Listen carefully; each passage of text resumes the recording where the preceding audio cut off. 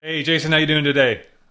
I'm excellent. I'm glad to see you. You doing all right? Yeah, I'm doing well, man. So today we're going to talk about how to recruit reps faster, easier in a talent shortage, crazy talent shortage. So I've been talking to a lot of customers right now. This is kind of the challenges I'm seeing. Um, we work in obviously in the direct sales space, in the opportunity based space where we've got a lot of independent contractors, and we are not in the same recruiting landscape that we were, say, like during when the pandemic hit. From the customers, this might not be for every customer. From the customers we've worked with, when businesses start to hire a lot, like traditional businesses, traditional, not that our customers aren't traditional, but traditional safe roles start to hire in entry level more, it becomes more difficult to recruit people into an opportunity based sales position, right? Yeah. And Yeah. we're seeing that even more right now because we've got this kind of slide up, right? So the Great Resignation, all of these people kind of leaving at the middle level or higher, middle upper level, bringing the bottom up, right? Leaving a lot of opportunity for promotion, into this, the entry level roles. And frankly, they're just harder to recruit against, right? Because they're traditional hourly roles. Now you could argue like, okay, well, we don't want the people that go for traditional. We want for people that go for sales, that go for Yeah. opportunities. Yeah. But that, frankly, I mean, I don't think a lot of people that our customers recruit think that way first. Yeah. Like they're just going to go in and be like, I'm going to be, I'm going to own my own, destiny and I'm going to kill it. They don't always think that way when they're thinking like they're looking for work, right? Yeah. And then Correct. only when they get exposed to the environment or exposed to the opportunity and see the potential do they really go, okay, this is the thing for me versus getting a traditional role. So yeah, it's just challenging right now. But opportunity wise, we kind of get like a front row seat to seeing how recruiting goes at a pretty big like macro scale. So the numbers are a little crazy in terms of the amount of people, because we're not working with people that are recruiting 3 or 4 people into big roles in a year. We're working with Yeah. people that are recruiting tons and tons and tons of reps, right? So You said you were going to talk about some numbers there yeah, that I looked you one were going to up. research I looked some. one up just in the last 30 days. We've there are one of our customers like 62,000 people set for interview, right? Wow. 60. That's a lot. That's a lot of people set for interview, but we get to see the ebb and flow of like how this looks, and the numbers are totally like pretty different compared to right when the pandemic hit, where everybody had like a hiring freeze, everybody was home. Yeah. It was Yeah. perfect for service-based sales, right? Mm-hmm. Mm-hmm. Home-based service sales or product sales, and a lot of people were looking for work, especially remote work, right, or work Yeah. that was around flexible hours. So we get this opportunity to see what's working. So we're seeing how some of the companies with really high level recruiters are kind of shifting, changing how they recruit Mm-hmm. to make up for these changes, right? For sure. So we kind of put together a framework. We were discussing a little bit of the framework, but some things to think about when uh, building the machine to recruit. You've got to dial this in and make it really tight, so that you can compete with everybody else that's making changes right now. So, as we discussed the framework, I'll just bullet point it out for our listeners. And if one of these things hits you, then you can jump to the chapter because we have the timestamps marked. But to bullet point, then we're discussing Think Referrals. You're going to elaborate on that. You're also going to talk about building the funnel. What do you mean when you talk about building the funnel? Adaptive recruiting, which is important because it's not a one-size-fits-all. And then I know that we have another one. We're going to discuss metrics and how that looks for managers, companies, knowing the pipeline. Let's get started with number one, which is that Think Referrals.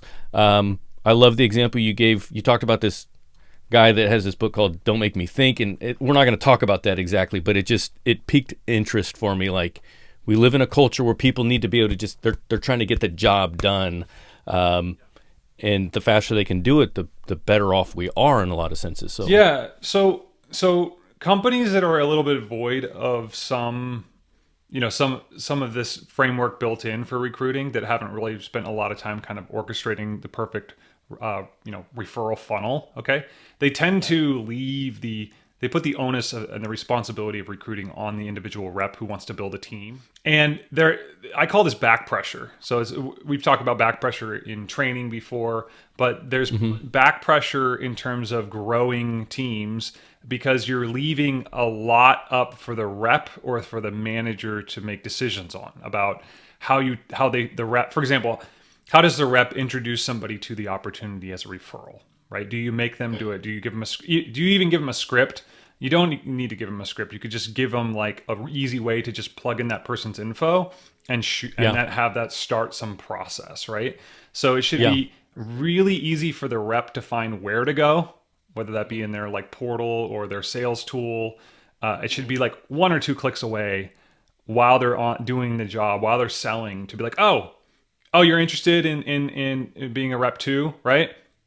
Yeah.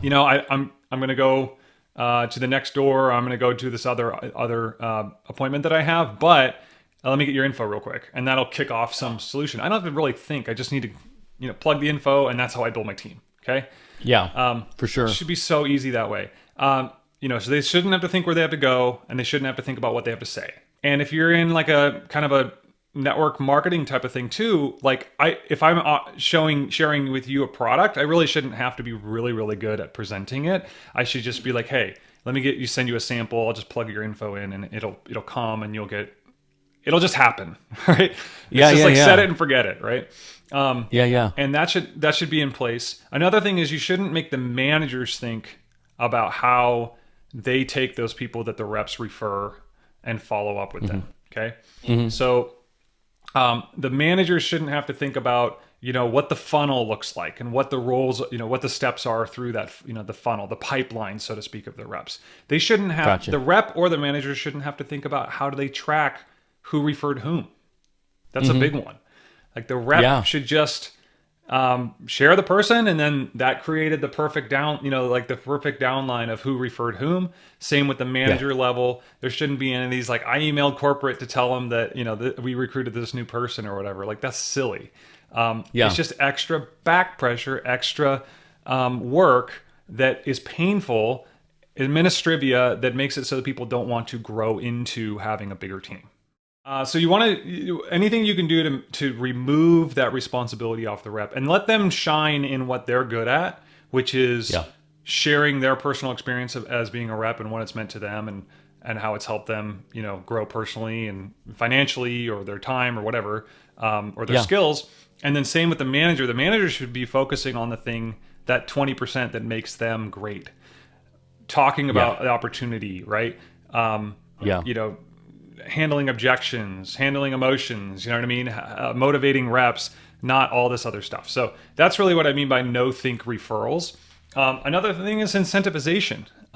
Have you made it clear to reps why they should overcome any trepidations around like, okay, if I refer a friend, what's going to happen? Because they're incentivized to do it. Like they understand what's going to happen. Have you been clear with them what they gain from it, right? That can be part of your training. Like, here's how the incentive is. Here's how you benefit when you refer someone. And have you made it clear as like how you're going to govern and be a good steward of that person's information, right? Yeah. Because that's a big one, especially for reps. Like, this is my reputation. I'm referring a friend of mine. Are you going to follow up? And if you follow up, how are you going to follow up? So those are all good things to manage in terms of objections. But again, it all just falls under that think referral definitely system. Yeah.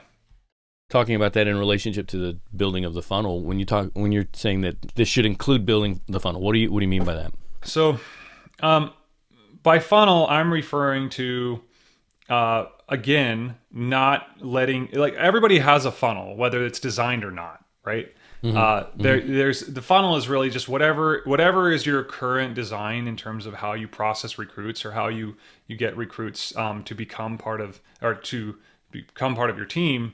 It's designed, whether you intentionally designed it or not. But I think what I mean by funnel is actually taking the time. Like, this is the reason why our podcast is called Map the Journey. There's many journeys in a rep for a rep's full life cycle, but the recruiting journey is huge. And what I'm talking about is automating a lot of things that usually you rely the manager and the rep to do. So it's kind of thing like it's the thing that you build to make it so they don't have to think. Okay. Yeah. Yeah. And so this is stuff like once you collect that information from the rep, it automatically kicks off either a text message or an email that takes them to a page where they could watch a video about the opportunity, right? And then after that, based off of we do this in ConveYour, okay?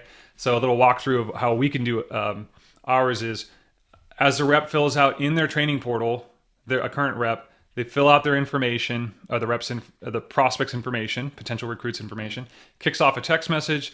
The potential recruit clicks that link, goes right into a portal, watches an opportunity intro video. After that video, it asks them a poll, like what's most important to you? When you work or your lifestyle, like what times you work, making money, building your resume, skills. And based on how they answer, the next thing they see is doubling down on what they care about most, right? Really baiting that hook. That's automation. That's funnel building. Then after that, we asked them, do you want to get to a meeting event, like a recruiting event? Okay. Try to book them on a recruiting calendar. If they don't take action, then we're going to follow up via text message or email. We're not requiring the manager to do that. We're having nudges go out to that person and say, hey, I know you were really looking for something that was part-time and worked into your schedule, right? We're using that primary driver. Now let's drive home. Let's get the sale through what matters to them most, right? And definitely, when I say get the sale, this is a sales and marketing funnel. This is ClickFunnels. This is ConvertKit, Drip. This is marketing automation, but for recruiting. Okay. Gotcha. And if you don't know what I'm talking about in these tools, of course, ConveYour does this for our customers. But ConvertKit's a good email marketing automation tool. Same with Drip, ActiveCampaign. There's a lot of off-the-shelf tools that you can use to build some of these tools. And then, of course, talk to your team and audit, like, what do we use in marketing? Do we already have a tool in marketing that does this? And can it do the things we're trying to get done? So that's what I mean by build the funnel. The key to start is just whiteboard it. Whiteboard it with your recruiting team and be like, what's the ideal experience for our reps? And, of course, we can help with that too. Back to this idea that one of our clients has 62,000 reps or recruits that are trying to move down the funnel. It's not one size fits all, because most people don't have teams that size. They don't have to worry about, maybe they're not worrying about 62,000. Maybe they're only worrying about 1,000 reps, or maybe they're only worried about a few dozen reps. So talk about the next point, which is that there's the adaptive recruiting, because there's not one size fits all. Break that down for us. I covered it a little bit, like what I was talking about with the funnel, but we got to, even if you have high levels of recruits, the best way to get more recruits is to treat every recruit like it's the last recruit you're going to recruit. So if you really honor that their experience is the only experience that matters, it's not about just about the volume, and you honor the fact that if I had to recruit the next 10 people that we had come into the funnel, how would I do it? If you ask that question, then you'll really get into a more empathetic focus. Okay. Yeah. So we've talked about this in training, where it's like if you don't this whole idea like, oh, if the barrier's not high enough and we make everything so perfect to them, then we're going to get the wrong people. That culture of it's got to hurt to get the right people. It comes with this kind of like chip on the shoulder, because that's your experience wasn't easy. Like your experience wasn't. It's like we talk about how when we were kids, like things were harder and everything like that, and we want to have the same experience for our kids, right? Yeah. But it's just not the case anymore, because there's so much more access to information for people looking for an opportunity. Everybody else is doing these types of things, right? Where they're tailoring their messaging, doing a better job of emphasizing what this person wants. We were doing a bunch of research for putting this funnel together, and learned a lot about what Gen Z wants, right? What these people want, and they really want something that aligns with like how they they're fulfilled, right? It's not just I want to make good money or something. For sure. We have to honor that, and you have to design things that are more tailored. And the other thing too is that if you're trying to make this argument about, it's like, well, we want the barrier to be high. Well, what about the new company down the road that does the same thing that you do, that's split off and is starting to do it, and they're doing a better job because they're smaller and they're nimbler, right? You're getting out recruited, and you're getting some great talent. It's not that these people that are talented, that would be a great recruit, have other opportunities. It's not that they're a bad recruit. They just have other opportunities to go to. Right? You could also encourage people with this mindset to say, hey, maybe the problem is that you don't want to change your system. Maybe it's a barrier for you that you need to climb over. Yeah, exactly. It's true. And so this kind of like chip on their shoulder, like, like private club type of thing, like if you want it, you want it, kind of thing. Yeah. They're going to figure out if they're not a good fit later. But let that be further down in your funnel, right? Yeah. Then, early on in your funnel, because at least then you have the opportunity to explain more. Okay, this is what you're actually going to be doing. And then they go, oh, okay, that's not the right thing for me. And they can leave at that point, right? Yeah. But you want to be the one who gets to decide that, not them, right? You want to get them close to being excited to it, and then you have the choice of saying, actually, I don't think it's the right fit for us, right? Not the other way around. So you want the barrier to not be the process. You don't want it to be all these little things. You want the barrier to be whether or not there's actually some production, which I know we'll talk about when we get into metrics about. Yeah. You actually want people to produce, and how can they even produce if they don't get to that point in time where they are able to produce? How do you know if you've got to produce? Yeah, I would rather have I'd rather have us agree. Like if you were a potential recruit, I'd rather have us agree on, okay, so what's most important to you? Lifestyle benefit? Let's say it's pay. Like number one thing is I just want to make good money. I'm willing to work really, really hard. Great. Well, now you're interested because I've said, well, we can handle that. I've addressed your desire. Okay. Yeah. Now I'm going to say, now that you're excited and you're actually showing up for my events, right? And you're actually showing up for my middle level managers over Zoom, and you're doing this because we've said, yes, we can, right? Yeah. And then say, yes, we can if you do this. Yes, we can make great money for you if you're willing to do these things. Does that sound like you? And they say, no. Fine. But at least you had that opportunity, right? Because there's going to be a few that say yes. Whereas if you were just like, you know what, this is who we are. This is our cookie cutter way we talk about our thing. Take it or leave it. This is our culture. Then you never get to have the opportunity to have that further conversation. So this concept is like, oh, it's a little squishy. Like, how would I set that up? Go ask like a handful of reps, 3, 4, 5, 10 reps. What was the one thing, like the biggest thing that made you say yes to this opportunity, right?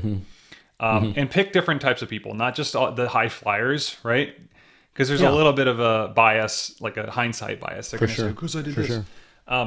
Pick the one that maybe isn't with you anymore, but had a great opportunity or a great time when he was with, he or she was with you, and ask them, why did you say yes? And do that for a few, and they'll coalesce into a few different reasons, and you can use those as your primary drivers when figuring out your funnel, right?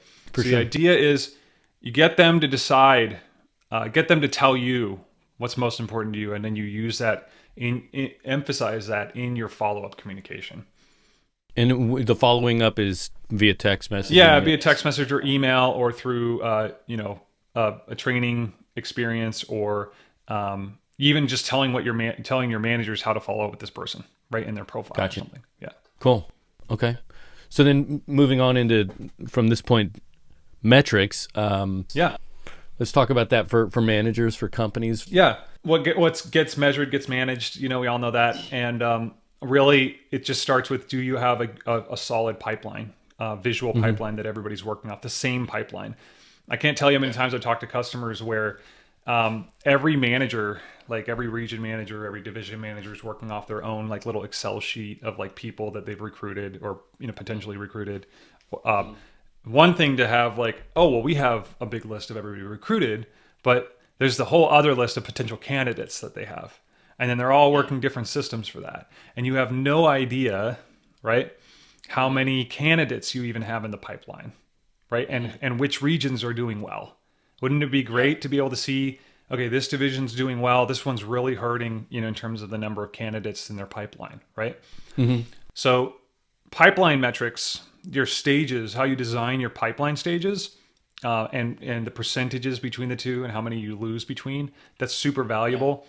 It sounds like a big chore, but the thing with pipeline stages, if you ever seen, like, CRMs all have this, they call it a Kanban board, and they've just got a board where it's like, you move them left to right, right? Everybody kind of understands that. Trello. And the key to that is whatever your stages are, you want your stages to be based on evidence, not based on hunch or based on, feeling. So evidence is, you could basically read at any time, somebody could come in, and if they knew your pipeline stages, they could put somebody back into their proper spot in the pipeline just from evidence in the stages that person's in. Does that make sense? It does, yeah. So like engagement percentage is just basically of the total candidates that we've got. Let's say we got 100 candidates, 70% of them engage somehow, right? Whether that be reply to a text or reply to an email, or in ConveYour, it would be like engaged in the opportunity video and watch that first initial recruiting flow, right? Yeah, that would be an engagement. Showed interest, right? And the next step, it would be showed interest. You can steal these if you want. Would be anybody that replied back, right? Or clicked a poll that said, "Are you interested?" Right? And are you interested in this position after learning more about it? The next stage is booked for meeting, right? Very simple evidence, right? They have been booked. Yeah. Next one is yes. There's evidence that they said yes to, I want to do this role. And then the last one would be signed. And you might have a few in the steps, but the key is to keep them simple. Keep them as big milestones and let managers figure out the stuff right in between. Don't make it too detailed, like 95 steps or something. Make it pretty simple, because all of your middle level managers and stuff can follow that pipeline, and then they can figure out little innovations in between, right? For sure. So cool. Well, I'm going to hijack for a second, because I know that you don't like to always do this, because the purpose of this podcast is not to plug ConveYour. On the one hand, we want it on people's radar, but you created ConveYour. It does track. Yeah. Like, snapshot it. Like, what do we track what? Yeah, like we track like who referred whom through a related contact system, so we can build kind of a downline, like 40 levels deep. We track, you can set up, fields where you can track the status of recruits, and we have that Kanban board look where they can drag and drop them and move them. You can automate the release of, lessons and text messages and emails based on a manager's moving somebody from one stage to another. Don't think, just do, just move them to stage, let everything else happen, right? And so we do a lot of that. That's what we're trying to do, help companies recruit, train, retain, and develop more reps. So what we're saying here, you can do all these things without ConveYour. We're just trying to put our money where our mouth is in terms of what we develop, to match how we see companies, succeeding in this area. One other area I would talk about is high level metrics. Okay. And this is more like the VP of sales, chief revenue officer type of metrics for recruiting that I don't hear a lot, talk about. And I'd love to have more conversations about this with people. And it really has to do with this, especially helpful if you are, a smaller company, right? And you're thinking about recruiting fast, and what it's, money is a thing. It costs money to get recruits, just like it costs money to get new customers for a software product, right? Yeah. So the first one is cost to recruit. So in software, we call it, cost of acquisition. What is your cost to recruit a rep? So the way I would calculate this, just easy, is take a time frame, like a quarter or 2 quarters, and add up all of your recruiting expenses. Okay. Fully loaded, maybe even with some time involved with your time and, other teams' time. And then divide that by the number of reps that launched in that same time frame. And that kind of gives you just a really rough number in terms of like, okay, this is how much we're spending to recruit a rep and launch them. Right. Once you do that, you realize how precious they are. Right. Yeah. and how sure. you're just bleeding these expensive recruits every time they churn out of your process, right? If you know that number, then man, it kind of lights a fire underneath you to iron this out. And we've done that before, right? Like I think about the cost to get a customer, and then if they were to, I'm out, like 3 months later, it hurts because you realize how much you spend. If you don't, you get it. Yeah. The other one is what's called payback period.